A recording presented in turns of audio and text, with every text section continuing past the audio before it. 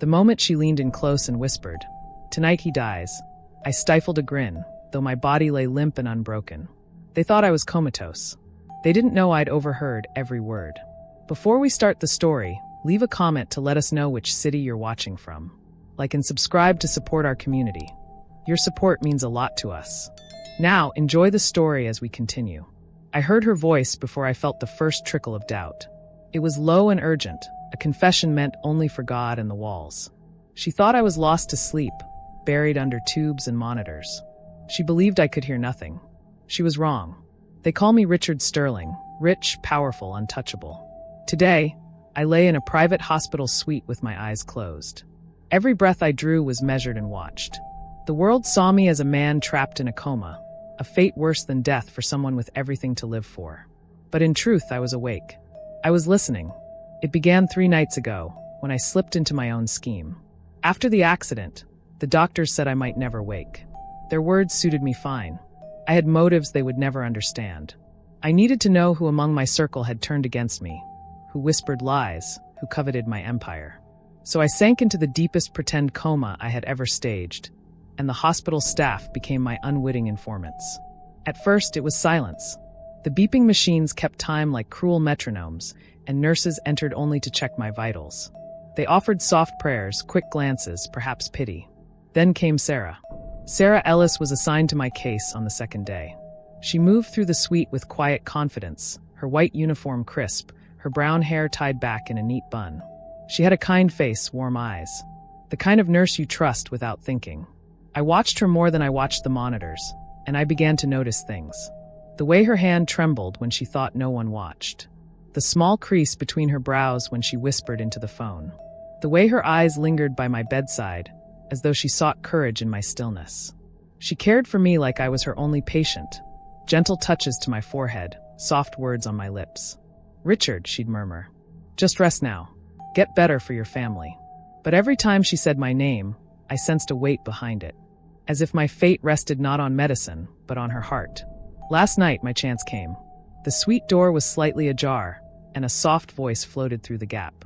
It was Sarah, or so I believed, and it carried a hint of confession I could not ignore. "I can't do this alone," she whispered, her tone quickening. "If anything happens to him, they'll come after me next." My body froze.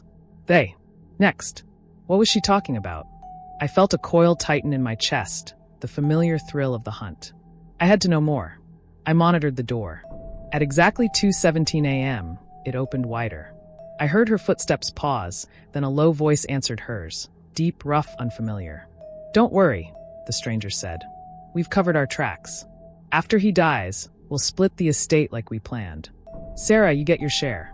Just make sure he stays out of the way." A chill ran down my spine. My name was not mentioned, but I recognized the plan. Kill the patient, frame it as a medical error, and share the fortune. And Sarah was part of it. My heart thundered. I imagined her white uniform drenched in guilt, her kind face twisted with fear and greed. I could hear her quiet sob. I didn't want this, but they threatened my family. I had no choice. Trembling, I forced myself not to move. One tiny shift, one flicker of eyelid, and they would know I could hear. I had to act like a corpse, cold, unfeeling, unmoving. The deception had to hold for just a little bit longer. They talked strategy. They spoke of doctors who could be bribed, equipment failures they would stage. And they spelled out dates, tomorrow, when the surgeon does the final review. They believed I was beyond saving. They believed I was silent. When the door clicked shut and the footsteps faded, I lay in darkness with my mind racing. I pictured the surgeon's plan to switch my four, to let a fatal dose slip through. I saw the conspirators counting my money, signing papers to claim my downfall. And worst of all, I saw Sarah, tears in her eyes, caught between love for her family and betrayal of her patient. I had to choose. Reveal that I was awake and let kickstart an investigation, or stay hidden and catch them in the act. My instincts screamed to strike now, but patience was my greatest weapon. If I revealed too soon, they would bury whatever evidence remained. If I waited, I could build an unshakable case. Either way, I would survive. I lay there, pretending to breathe in shallow, even rhythms, as the machines serenaded my secret. The night pressed on, and I tasted the copper tang of adrenaline in my mouth. My plan had begun to unfold exactly as I hoped. yet it held dangers I could not yet see. Before dawn, Sarah returned. She stood by my bed for a long moment, her hand hovering over my pulse monitor. She didn't press the alarm. She just closed her eyes and whispered, "I'm so sorry, Richard," before walking away. Her apology was a knife twist in my chest. How many times had she regarded me with compassion, unaware of her own duplicity? How many doctors' rounds would she guide with trembling hands? And what price would her guilt demand? Tomorrow would change everything. Tomorrow, the conspirators would attempt the final step. Tomorrow, I would expose them. But tonight, I remained silent, still a patient, still a comatose shadow. As I sank deeper into my own act, one question burned bright. Could I trust anyone else in this room? Or had every face that smiled beside me turned traitor? My eyes remained closed, but my mind raced. I would learn their names, their roles, their fears. I would turn their secrets into their undoing. And when the time came, I would open these eyes and wake from this death-like sleep as the judge of their fate. Until then, I waited. The dark was my ally. The whispers were my proof. And the world would soon know that Richard Sterling was never as helpless as he looked. I lay still as dawn slipped through the blinds, painting lazy stripes of light across the floor. Every breath felt like a promise of discovery. Last night's whispers haunted me, and I knew I had to learn more before the day's shift arrived. Patience meant power, but action would seal their fate. Minutes passed, then I heard the soft click of the door. Nurse Logan slipped in. She was Sarah's relief for the morning watch. I had noticed her the day before, tall, composed, with sharp eyes that missed nothing. She didn't see me move. She barely glanced at the monitors before she began her rounds.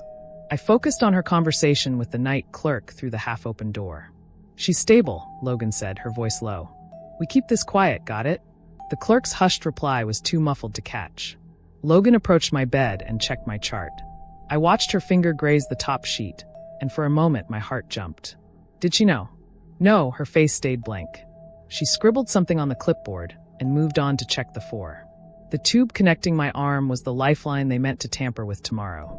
If I could delay them, even by an hour, I could warn someone. As Logan left, footsteps approached from the corridor, Dr. Miles, the on-call surgeon. He paused at the door frame and peered in, adjusting his glasses. I remembered his name from the board outside the suite. He had been polite in his rounds, but polite could hide ambition. He flipped open my file and cleared his throat. "Vitals look good," he murmured to no one in particular. "Keep her on schedule for the neurological review at 10. His words sent a thrill through me.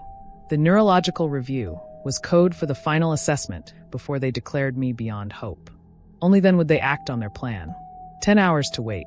10 hours to strike. Dr. Miles turned to leave, then paused. He glanced at the empty chair by my bedside, Sarah's place. "I haven't seen Nurse Ellis yet. Make sure she's here." Something shifted in me. I had to use that. If Sarah's conscience was heavy, this request might break her. I willed my muscles to respond. A slight tremor passed through my right hand. It was nearly imperceptible, but I had to try. Minutes later, Sarah arrived. Her eyes were red, and she looked as if she hadn't slept. She met Dr. Miles's gaze and forced a smile. "Sorry, doctor. I was sorting Mr. Sterling's medications." Miles nodded and left without another word. Sarah sank into the chair and closed her eyes. I could almost hear her heartbeat through the quiet. The machines hummed loudly, and then my moment. I flexed my right index finger, slow and deliberate. Sarah's head snapped up. Her lips parted, and panic flashed across her face. She reached for my hand, but something held her back. She bit her lip, looked around, then pressed the call button rather than an alarm. Moments later, Nurse Logan hurried back in. "What is it?" Logan asked as Sarah pointed at my trembling finger. Logan knelt beside me and examined my hand. "Can you hear us, Mr. Sterling?" she asked, voice shaking. I held my breath, letting my fingers still. They believed I was too weak to signal again. Sarah turned away, head bowed. Logan pressed the button to call Dr. Miles. As we waited, Sarah whispered, "I'm sorry." I tried to stop them. Logan's eyes widened. "Stop who?" Sarah sank onto a stool. "The ones who want him dead. They told me they threatened my parents. I had no choice." Logan's face went ashen. She took Sarah's hand. "We have to tell someone. Now." Sarah shook her head. "If we go to Miles, he's in on it. We can't trust the hospital." Logan stood abruptly. "Then I'll leave and call the police." "No." Sarah grabbed her arm. "They'll know I talked to you. They'll hurt my family faster. I felt a surge of sympathy and resolve. These two women, caught in a deadly web, needed a way out that didn't expose them to retaliation. I barely knew Logan, but she seemed brave. I needed to trust her. I forced a shallow cough, enough to draw their eyes. Sarah's hand flew to her mouth. Logan knelt again, positioning her stethoscope at my chest. "Stay calm," she murmured. "Help is coming." She reached into her pocket and pulled out her phone. I watched her thumb move across the screen. She was texting someone, maybe a private detective or a friend of the family I'd arranged as backup months ago. I had always planned for betrayal. I had set up an emergency line with Olivia Carter, a former security consultant turned private investigator. If Logan managed to reach Olivia, our trap would close. My breathing steadied. Sarah pressed her forehead against my hand and whispered, "Please, Mr. Sterling, wake up for me." I willed my eyeballs to shift beneath the lids, as if following a dot.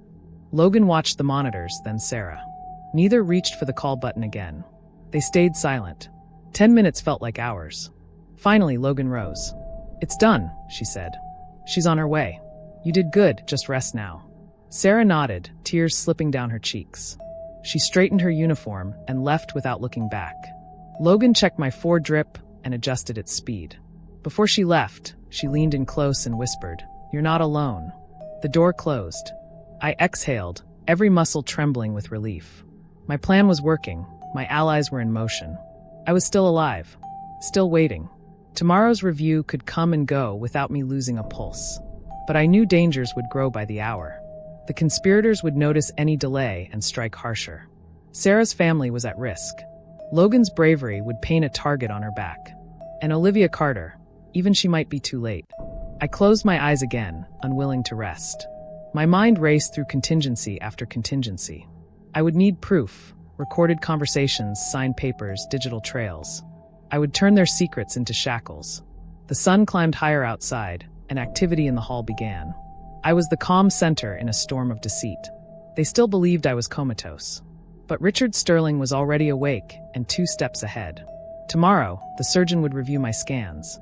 Tomorrow, they would move to finish me.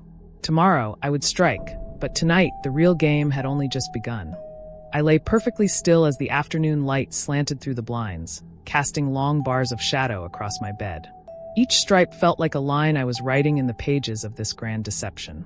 My heart beat steadily, but my mind raced. Logan had promised help. Olivia Carter was on her way. Now it was time to see if they could deliver. I strained to hear every sound. Down the hall, the muted hum of equipment blended with distant voices. I knew Dr. Miles was making his rounds again, checking every detail before tomorrow's final review. If he found anything unusual, our window would close. But I trusted Logan. She was careful, and she knew exactly what to do. A soft click at the door announced Sarah's return. She slipped inside without knocking, her eyes darting nervously. She brought with her the faint scent of soap and fear. She approached my bed, her hand hovering over my pulse monitor. "I've updated Olivia," she whispered, voice trembling. "She's going to be here any minute. Then we can record everything." I willed my eyes to shift beneath the lids, a barely perceptible roll from left to right. Sarah caught it. Her lips parted in relief. "She's coming," she breathed. I nodded once. Though I could not move, the weight of that single affirmation lifted a small spark of hope in her eyes. Moments later, Logan entered, followed by a confident woman in plain clothes carrying a slim briefcase. She looked nothing like the private investigator I'd imagined. She wore a simple cardigan and soft shoes, like a counselor or nutritionist. She smiled at Sarah and Logan, then picked up a clipboard. "Good afternoon," she said warmly. "I'm Olivia Carter, consultant sent by Mr. Sterling's office. I'm here to ensure his safety and collect any notes he might have left." She slipped her ID badge into view. Sterling Investigations. A name I recognized from my own contingency files. Logan exhaled. "Thank God you're here." She glanced at me, then back at Olivia. "We need to act fast. They're planning something tomorrow morning." Olivia nodded sharply. "Show me the evidence you have." She turned to Sarah. "You said you made recordings?" Sarah nodded and, from beneath her pocket, pulled out a small smartphone. Her fingers shook as she tapped the screen. Olivia set her briefcase on the bedside table and opened it, retrieving a small digital recorder and a laptop. "Let's transfer everything," Olivia said. She connected the phone to the laptop with a cable. Logan hovered, watching the progress bar crawl across the screen. I held my breath as Olivia clicked through files. The first recording was a whispered conversation between two male voices, cold clipped.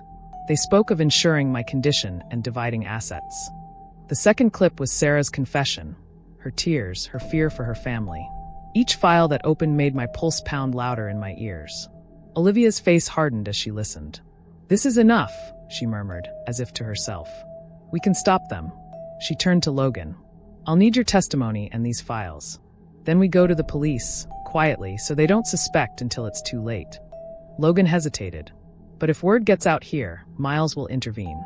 He's already suspicious." Olivia tapped the screen. "We'll send these straight to my office first. Then we present them with a warrant. He won't see it coming." Sarah swallowed hard. "What if they trace the files back to me?" Olivia set a comforting hand on Sarah's shoulder. "We'll handle that.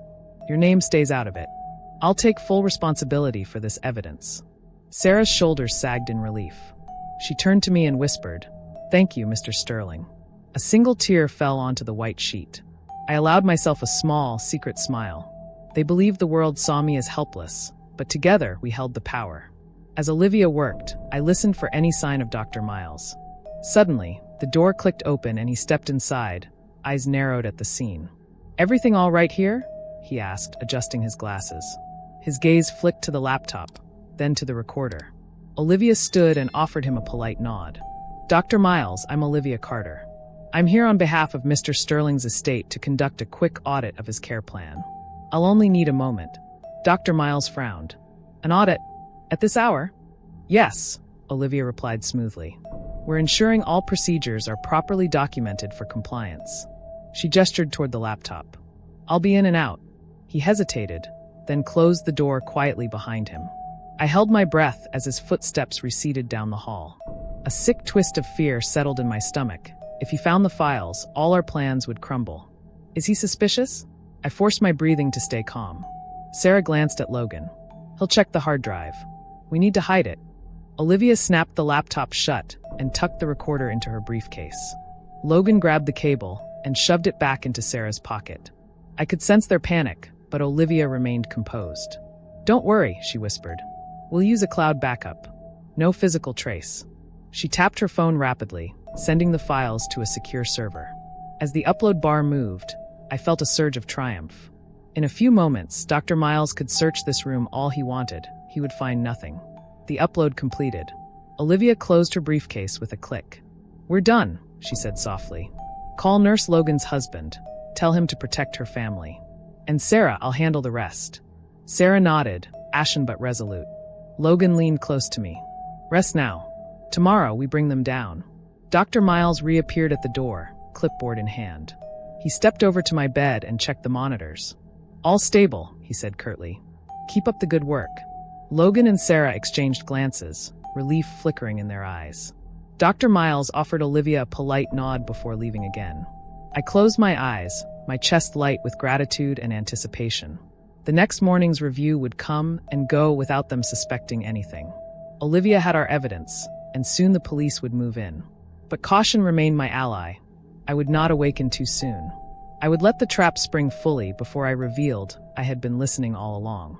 As the hallway outside settled into routine, I lay there in my silent vigil, knowing that the storm was coming, and that when it broke, I would stand victorious. The corridor was unusually quiet that evening, as if the entire floor held its breath. I lay still beneath the crisp white sheets, pretending to sleep, even as my mind raced with every drift of sound. The hum of the ventilator, the distant murmur of late-shift nurses, the soft click of doors. Each noise was a clue. Each breath brought me closer to uncovering the next piece of this deadly puzzle. I thought of Olivia's promise. She'd taken the recordings, hidden them in a cloud vault, and alerted the authorities. The police would move at dawn, after today's neurological review. By the time Dr. Miles stepped foot into this suite tomorrow morning, he'd be cornered. But I could not rest yet. I needed to know if the conspirators had backup plans, if someone else in the hospital was involved. I focused on the rhythm of my own heartbeat. Thump, thump, thump. I imagined amplifying it, letting sound travel through the walls, letting every hidden ear know I was still alive. But subtlety was key. My body alone gave away nothing. A soft footstep approached the door. I sensed two people, one tall Logan, one shorter Sarah. The latch clicked softly. Sarah slipped in first, her face pale in the flickering corridor light. She carried a small envelope. "They intercepted an email," she whispered, placing the envelope on the bedside table. "It came this afternoon. Miles sent it to a colleague at another hospital. He's covered if this place gets shut down. Backup location, new names." I felt a jolt of adrenaline. Olivia had warned me that Miles might have more layers of protection. Now I had evidence. I rolled my eyes very slightly, enough for Sarah to catch the movement under the lids. She lit up with relief. "Good," she breathed. "Olivia will want to see this. We have to get it out tonight, before he moves the papers." Logan's voice came from the doorway. "I've cleared the hallway. No one's near for another 10 minutes. I allowed a faint nod. Sarah gathered the envelope and tucked it into her pocket. She paused at the foot of my bed, struggling with guilt and hope. "I wish I could tell you how sorry I am," she whispered. "But I swear, once this is over, I'll find a way to make amends." Her words cut through me like a blade. She was trapped between fear for her family and regret for her actions. I longed to comfort her, but even reaching an eyelid risked revealing the truth prematurely. Logan stepped inside and closed the door. "We don't have much time," she said. "Miles will do his final checks at midnight. He likes to personally inspect all records." Sarah swallowed hard. "Then we need to move now." She pressed the envelope into Logan's hand. Logan nodded and turned on the little lamp by the bed, its light soft but bright enough to read by. She fished out her phone and shot a quick text. "Urgent, new docs inbound. Midnight meeting. Don't trust Miles. OC. Olivia Carter's initials." Within seconds, Logan's phone buzzed. "They've received it," Logan whispered. "They'll come for pickup at midnight from the service elevator." Perfect, I thought. Every word confirmed our window of safety. But midnight was just hours away. Time for the conspirators to act. Time for Miles to notice something amiss. Time for me to remain dead yet alive. Sarah leaned close, brushing a stray hair from my forehead. "I don't know how you do it," she said softly. "To be so calm." I allowed a ghost of a smile. Desperation. I would have told her if I could speak. And necessity. She nodded and left, her footsteps echoing in the hall. Logan remained a moment longer, adjusting my pillow. "You should try to rest," she murmured. "We'll handle everything." Her dedication warmed me. Logan had staked her reputation and safety to protect me. I owed her more than I could ever repay. Once I was free of this bed and its machines. Logan turned off the lamp and slipped out, leaving me in darkness once more. The only light came from the monitors, their steady beeps marking out time until midnight. I counted in my head, 60 minutes until the conspirators arrived to retrieve the final evidence. 72 minutes until Dr. Miles stepped in for his review. 90 minutes until the police would move, heading straight here. Time was a living thing, stretching and contracting. I felt dizzy with anticipation. In the stillness, I drifted into memories of my life before this ordeal. A tide of boardroom battles, high-stakes deals, laughter at family dinners. All of it felt distant now, replaced by this silent vigil. Yet I clung to every memory, every breath a promise that I would return. At 11:30, a soft chime rang from my bedside monitor. Nurses often reset alarms at this hour. I lay still, but in my mind the alarm marked the last half hour. I pictured Olivia on her way, Logan securing the hallway, Sarah safe in a remote room. But what if something went wrong? What if Miles found the email trail before our pickup? I forced my breathing slow and even, steadying my nerves. I would not let doubt seep in. Doubt was the enemy here. Focus was my weapon. Suddenly, the door clicked slightly. I recognized the footfalls, a man and a woman. Not Miles, this was someone else. The service elevator brought doctors, aides, occasionally hospital management. Yet this pair moved with purpose. My heart sped up. Could this be Olivia's team? They had credentials I had arranged in advance. Nondescript badges granting limited access. Logan must have opened the door. I heard the woman's voice, soft, authoritative. "Logan," she said. "Is it ready?" Logan's whispered reply. "Yes." On the table. She sounded anxious but determined. They stepped into the suite. I strained to hear their movements. The woman's footsteps approached my bed, then paused. She spoke again low. "This is it?" she asked. "He looks so peaceful." The second voice, a man, murmured, "Leave it. We can't risk taking anything else tonight." They turned and left. I exhaled slowly. It was done, They had the envelope. Olivia's people would secure it away from prying eyes. Our net was closing around the conspirators. I sank back into the pillows, satisfaction mixing with exhaustion. The final battle was hours away. Soon, Dr. Miles would arrive, the police would follow, and this masquerade would shatter. But until that moment, I would remain the perfect patient, broken, helpless, unaware. Tomorrow, I would awaken as the man who had outsmarted them all, alive, triumphant, and ready to condemn the traitors who believed they could kill Richard Sterling and walk away with his fortune. Until then, I rested in the shadow of my own scheme, heart steady, mind sharp, waiting for the storm to break. The clock on the nurse's station read 11:59 p.m. when everything shifted. The pale glow of the digital numbers was the only light beyond the monitor's gentle pulse. My breathing remained steady, my body as still as ever, but my mind raced with every passing second. This was the moment I'd been waiting for. The final stretch before the conspirators and Dr. Miles would move in, and the police would close the net. In the hall, Logan stood guard by the door, her back pressed against the frame. On the other side, Olivia Carter's team waited in silence, ready to act at a moment's notice. Sarah was hidden in a nearby office, safe for now. I trusted them all, and they trusted me to stay asleep until the right instant. At exactly midnight, the doorknob rattled. My pulse leapt into my mind's eye as two sharp knocks followed. "Dr. Miles," came Olivia's calm voice. "We're here for the final audit." The heavy footsteps paused, then receded. I bowed my head deeper into the pillow, listening as Dr. Miles and his accomplice crossed the threshold of my suite. Their voices echoed softly, discussing plans and protocols. They believed they held the advantage. Logan slipped inside behind them, her face pale but resolute. She vaulted across the room and pressed the call button, summoning the police as she had promised. In the corridor, distant sirens began to wail. I stifled a small smile. Our signal had been sent. Dr. Miles approached my bed, clipboard in hand. He tugged at the sheets to straighten them. "Everything appears in order," he murmured, checking my chart. No signs of improvement. His accomplice, a stern woman in an expensive coat, stepped forward. "We need those documents, doctor," she said. "Time is running out." Dr. Miles glanced toward Logan, who stood rigid by the door. He frowned in confusion. "Is everything okay here?" he asked. Logan's mouth moved, but no sound came. She pointed behind him. He turned and found himself face to face with two uniformed officers already filing into the room. The conspirator woman's eyes widened. "Police," she hissed. "How?" "Search warrant," barked an officer.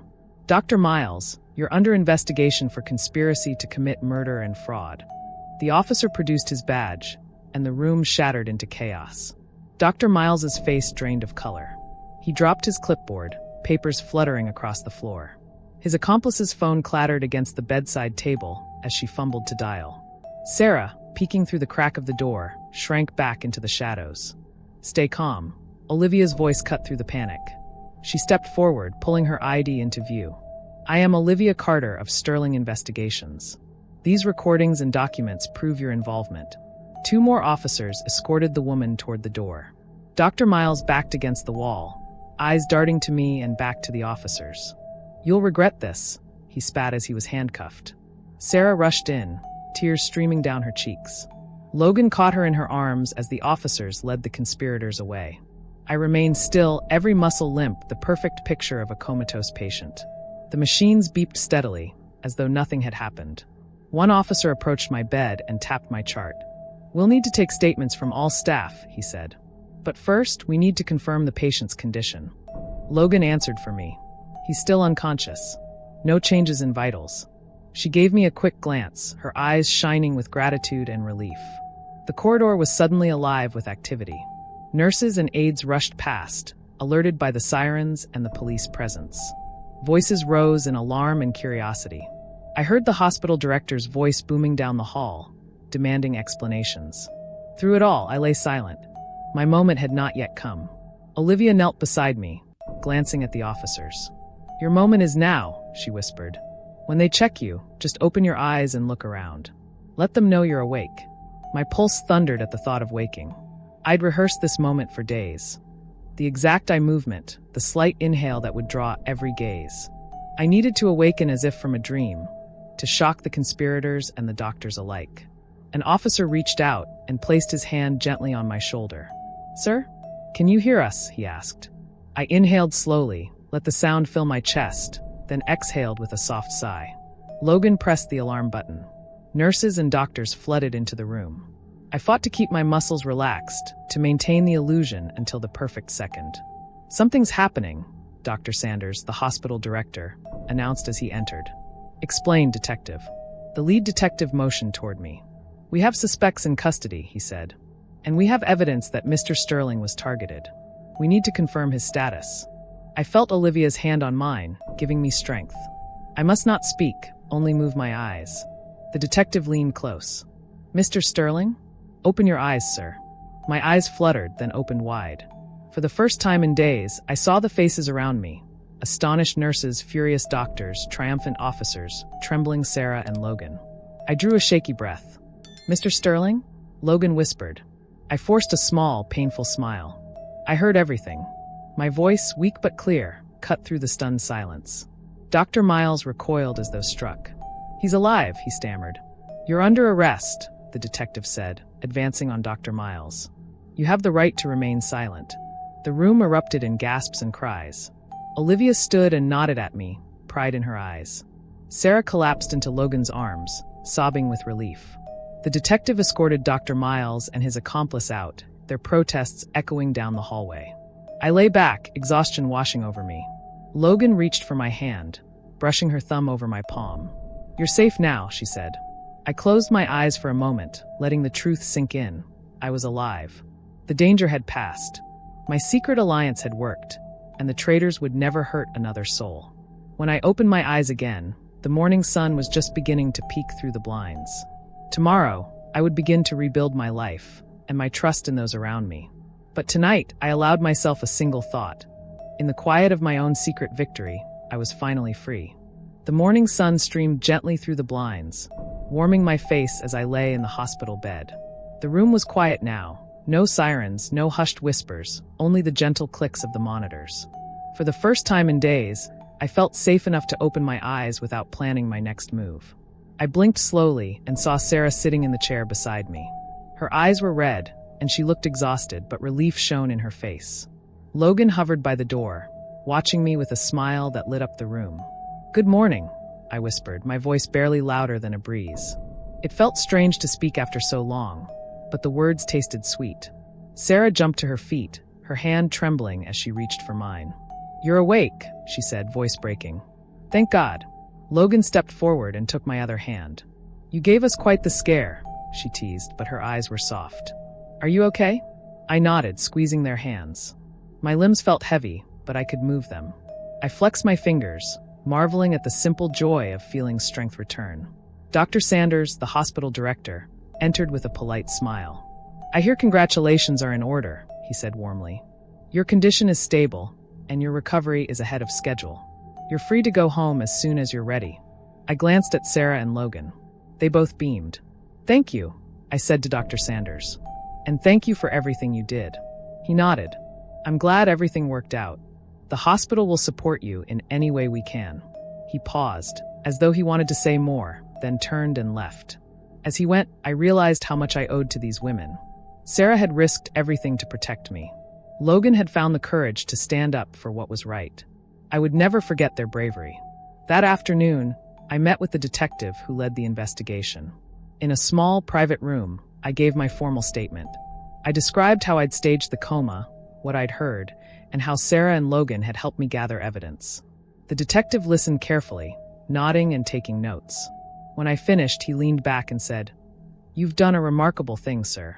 We have enough evidence to charge Dr. Miles and his accomplice. We'll also investigate anyone else involved."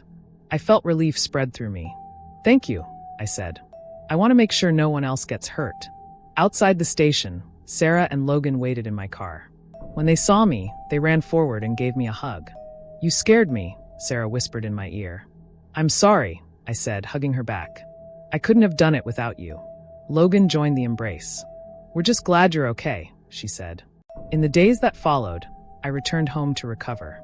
My mansion felt strangely quiet without my staff bustling about. I unpacked a small suitcase and changed into comfortable clothes. The best medicine, I decided, was time with people I trusted. I called my sister, Emily, and told her everything. She flew in that evening and wrapped me in a hug big enough to squeeze the stress right out of me. Over dinner, I thanked Sarah and Logan again, presenting each of them with a check to cover any expenses or losses they had suffered. They both protested, but I insisted.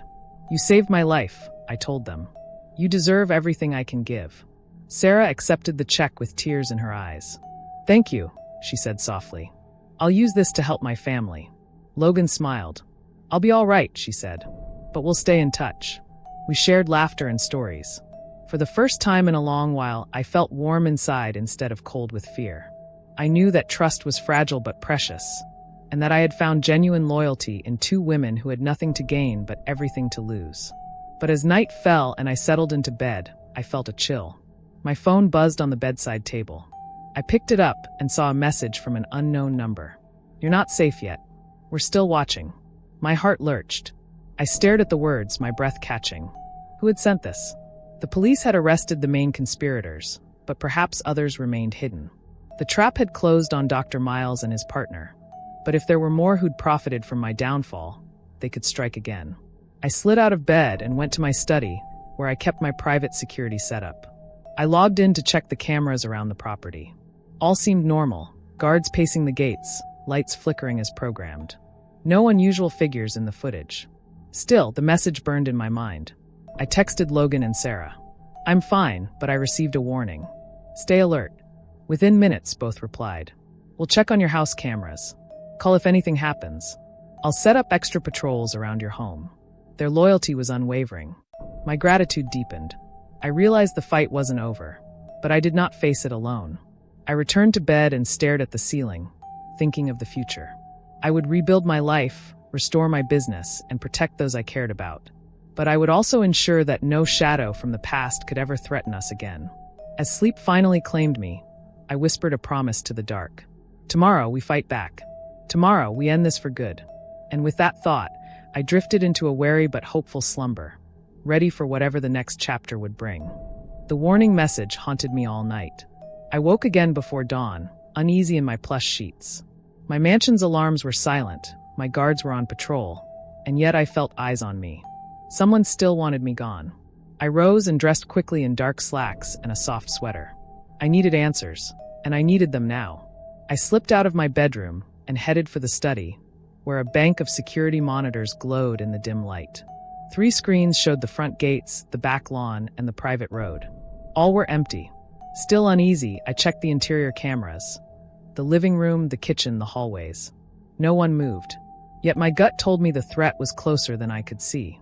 I shut off the footage and grabbed my phone. I dialed Olivia Carter. "Good morning, Mr. Sterling," she said when she picked up. Her voice was calm but alert. "Olivia, I got another message last night. It said, 'You're not safe yet. We're still watching.'" I paused. "Is there anyone left at large?" She sighed. "We took down Miles and his partner, but you were right, there's a deeper network. I'm tracing the email headers and phone logs now. It's hard to pinpoint, but I've hired a cyber team. We'll press them for traceable data." "Good. Keep me updated." I ended the call and turned to Logan's number. It rang twice before she answered. "Richard, I was about to call you," she said. "I've doubled the guard shifts and added motion sensors inside the house. No strange signals so far." "Thank you, Logan. Stay safe." I ended the call and finally breathed out. At least my allies were on it. I made myself a strong espresso and returned to my desk. I needed a plan. The first conspirators had tried to kill me for my fortune. Now, someone was bold enough to warn me directly. That meant they had access to my private contacts or staff. My circle was small: Sarah, Logan, Olivia, my sister Emily, and a few trusted executives. One of them had to be compromised. I opened a secure folder on my laptop. It contained details of every person with access to my personal network. I began cross-referencing phone records, email logs, and staff rosters. My eyes scanned names and timestamps, looking for the outlier. A pattern emerged. An unknown number had texted a guard last night, around 10:30 p.m. The guard confirmed the message came through his work phone, not mine. I forwarded the guard's logs to Olivia. "They're using internal lines," I wrote. "Someone on the inside." Minutes later, her reply came. "I'm on it." I leaned back and stared at the ceiling. Trust was a fragile thing. Yet I could not suspect Sarah or Logan. They had bled and cried for me. My own office staff were under scrutiny. I decided to go directly to Emily, whose business acumen was unmatched and whose loyalty was ironclad. Emily arrived before breakfast. She stepped into my study, her vibrant energy filling the space. "Big news?" she asked, pouring herself coffee. I explained the warning message and my findings. She sipped her coffee thoughtfully. "Your team admires you, but money changes people. Some of your closest advisors might envy your power. Do you have access logs for their calls?" "Olivia's handling it," I said. "But I want you to look at the personal assistant roster. See who was near my inner circle last night." Emily dug into the files on the adjacent laptop. Within minutes, she frowned. "There's something odd. Jane, your assistant, had an unscheduled entry in the guest log at 11 p.m. last night. That's after staff curfew." I froze. Jane was efficient, discreet, and always tracking my calendar. If she lied on a guest log, she was hiding something. "Logan, are you free?" I called out. In moments, she appeared at the door, concerned. "Jane was here?" Logan asked. "I didn't see her." I shook my head. No one did, but she signed in on the digital log. I turned to Emily. "Can you get her access card history?" Emily clicked her mouse. "Here." The card reader log showed Jane's card active last night, swiping in at 10:45 p.m. and out at 11:15 p.m. That coincided with the warning text's timestamp. Logan's face went pale. "Jane must have sent the message," she said. "She's been too friendly these past days, always asking off-topic questions." I stood. "Bring her in." Logan hurried away. Moments later, Jane entered, her expression polite but guarded. She bowed her head slightly. "You wanted to see me, Richard?" I gestured to the chair. "Please sit. We know you entered the house last night after hours." I held up my phone. "We also know you sent me this message." I displayed the warning text. Jane's eyes widened. She swallowed. You have proof?" "Your swipe records," Emily added. "And the guard's log. You lied on both." Jane's hands shook. She rose and paced. "I did it for the money," she confessed, her voice low. "They told me Emily would owe them favors if I refused. I needed the work. I'm sorry." I felt a surge of anger. Betrayal cut deep, especially from someone I trusted. Yet I needed answers. "Who are they?" I asked calmly. Jane hesitated. "They're investors. They wanted your shares. They planned to force you out by giving you a fatal infection through the blood tests." Tears filled her eyes.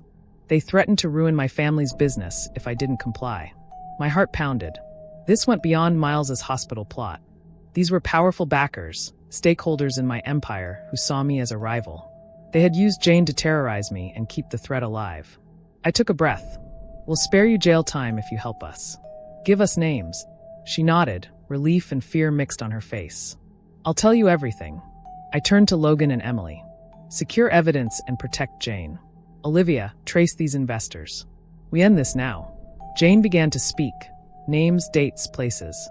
All confirming a conspiracy that reached boardrooms and back offices. As she spoke, I felt a strange calm settle over me. The shadows of betrayal had surfaced, and I was ready to expose them in the light. When Jane finished, I stood and placed a hand on her shoulder. "Thank you," I said softly. "You did the right thing." Emily closed the laptop. "Let's move quickly," she urged. "These people won't wait." Outside the study, the mansion gleamed in the morning sun. Inside, trust and betrayal stood side by side. But I felt stronger knowing the truth. I would fight for my life, my fortune, and for the people who had proven their loyalty. The battle was not over. But now, with every hidden enemy revealed, I would write the next chapter on my terms, and ensure that no shadow, no matter how deep, could ever blind me again. Morning light filtered through the tall windows of Sterling Enterprises' boardroom. The long, polished table gleamed under crystal chandeliers. I stood at its head, my heart pounding with purpose more than fear. Today, the people who plotted against me would face justice, and I would watch from the front row. I wore a tailored charcoal suit and a calm expression. Behind me were Emily and Olivia, ready with files and evidence. Sarah and Logan stayed near the door, prepared to act if anything went wrong. Security officers, summoned under the guise of a routine high-level audit, lined the walls in plain clothes. The investors I had uncovered, men and women who had danced around my empire, would not suspect a thing until it was too late. By 9 a.m., The board members began to arrive. Thomas Mercer, the crafty finance director, was first. He offered me a tight smile as he took his seat. Next came Lydia Chan, head of overseas investments, her Cartier watch catching the light. She greeted me with a cool nod. Each arrival made my stomach tighten. Any one of them could be part of the conspiracy. When the last seat was filled, I tapped the microphone. The room fell silent. "Thank you all for coming," I began, my voice steady. "This morning's meeting was called to review our year-end results. But before we start, I have an important update." I glanced at Emily. She handed me a thick binder labeled Evidence, Unlawful Conspiracy. I opened it and held up a recording device. This device contains conversations recorded by hospital staff, my nurses, when I was hospitalized. They detail a plan to end my life and take control of Sterling Enterprises. Murmurs rippled through the room. I clicked a button on a remote. The speakers crackled and a low, male voice filled the space. "Mercer, once Sterling is gone, we divvy his shares. You'll control Asia, I'll manage Europe. Chan doctor's error. We blame the hospital, and no one suspects us." Thomas Mercer's smile froze. Lydia Chan shifted in her seat. I let the silence stretch. Then I said calmly, "You are all under investigation for conspiracy, fraud, and attempted murder. I have provided these files to the authorities." I pointed to Sarah, who stepped forward with a stack of printed emails showing forged documents and signed blanks from their secret investors. At that moment, the hallway doors burst open and uniformed detectives entered. They moved swiftly, placing handcuffs on Mercer, Chan, and several others who tried to bolt. Some protested, others turned pale. One of the detectives nodded at me. "Mr. Sterling, your cooperation has been invaluable. We'll need statements from all of you." He surveyed the room, then led the first conspirators away. I watched them go, my pulse steadier than I expected. Justice was unfolding on my stage. Emily squeezed my shoulder. "Well done," she whispered. Before I could speak, the doors opened again. A man in an expensive suit strode in, Victor Hale, a senior board member I hadn't expected. He locked eyes with me, lips curling into a sly grin. "Surprise," he said smoothly as he took a seat. "Thought you could shut me out?" I frowned. Victor had always been ambitious, but I'd found no proof linking him to the plot. My heart threatened to race again. Olivia whispered, "He's not on our list." I nodded and turned back to the detectives. "We still have several seats to clear," I said. "Please continue."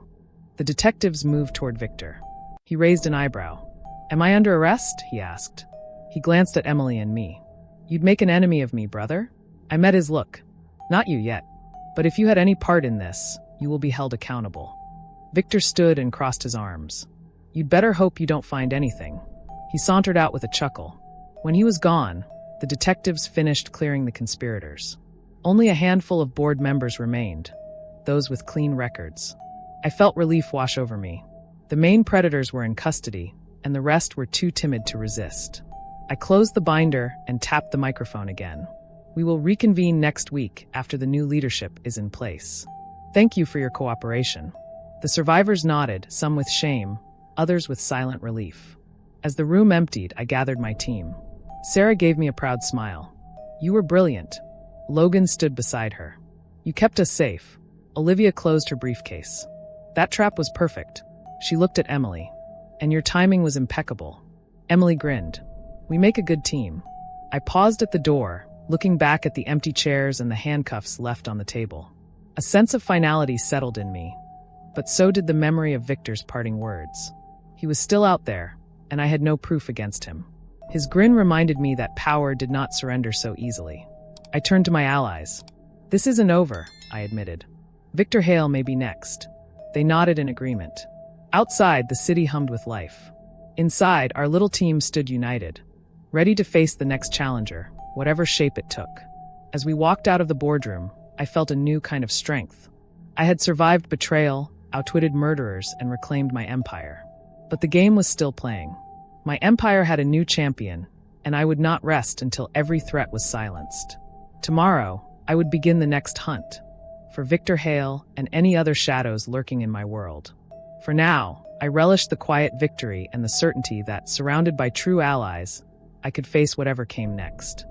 I stood in Victor Hale's sleek office late that evening, the city lights a faint glow behind him. He'd agreed to meet me alone, curious, cocky, certain he held all the cards. But I had the evidence he never knew existed: Jane's testimony, email trails, and his own coded messages. Tonight, everything would end.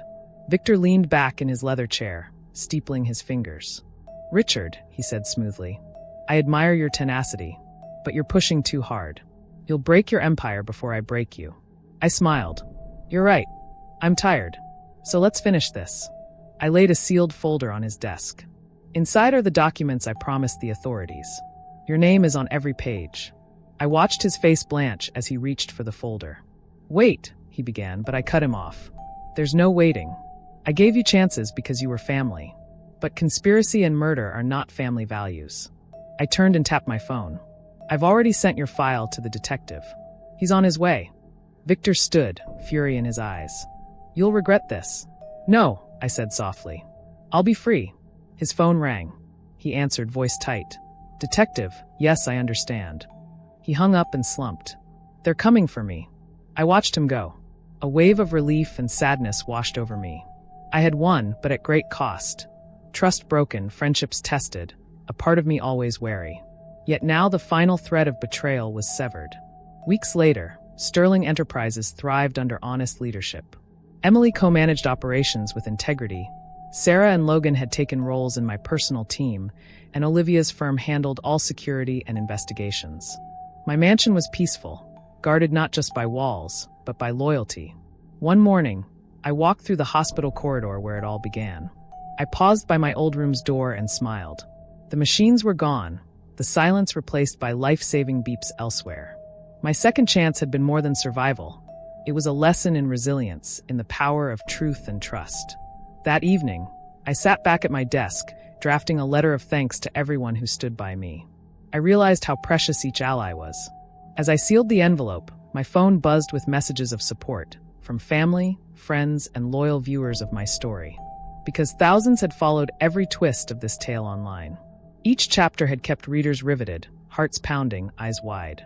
The story of a millionaire patient pretends to be in a coma, but when he hears his nurse's confession, had become a daily ritual for many. And now it was time for the next story. Loved Richard Sterling's journey? Subscribe to our Daily Stories YouTube channel for a new captivating tale every day. Hit bell to never miss a moment of suspense, drama, and true courage in simple English. Your next adventure awaits. Subscribe now and join us on the journey.